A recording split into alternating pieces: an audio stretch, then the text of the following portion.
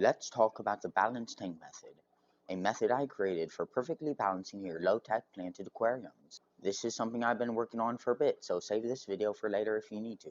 There is a balance that occurs between CO2, your pH, and your alkalinity, referred to as your KH in the aquarium hobby. Your alkalinity determines your CO2 part per million, and by measuring your pH in conjunction with that, you can gauge how much CO2 your tank has. By using an online calculator called the Bertala Butterfly Calculator, you can input your alkalinity, pH, and tank size, and it will give you your approximate CO2 ppm. You will need an accurate pH meter, like a Salifert test or a digital pH test. You will also need an accurate alkalinity test. I recommend the Salifert alkalinity test. It is very precise and needed for this methodology. You will then test your tank 1 hour after the lights turn on, both your pH and your alkalinity at the same time, and input those results into the Rotala Butterfly CO2 calculator.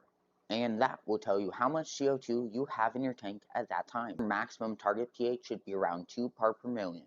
So use that calculator to find out how much CO2 that is in your aquarium, because your KH doesn't change very much. And then aim for around or below that pH. For me, it's 7.34 is my target pH. You're probably wondering, how can I increase CO2 in my planted aquarium without adding supplemental CO2 and turning it high tech? Well, that's just by modifying your light.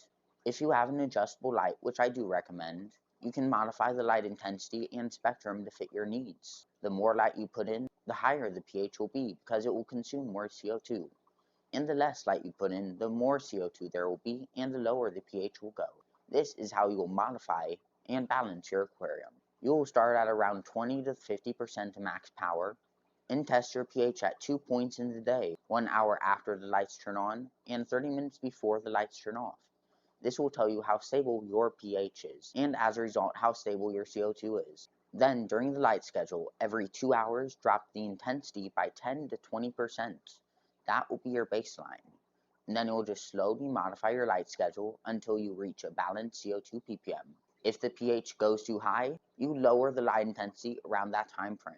And finally, I do only recommend keeping the lights on for 6 to 8 hours. This will make it much easier to balance your tank properly. So that is the balanced tank method. You do need a few things to do it properly, and you do need to do a bit of work. This is how you can quantify and balance your tank perfectly.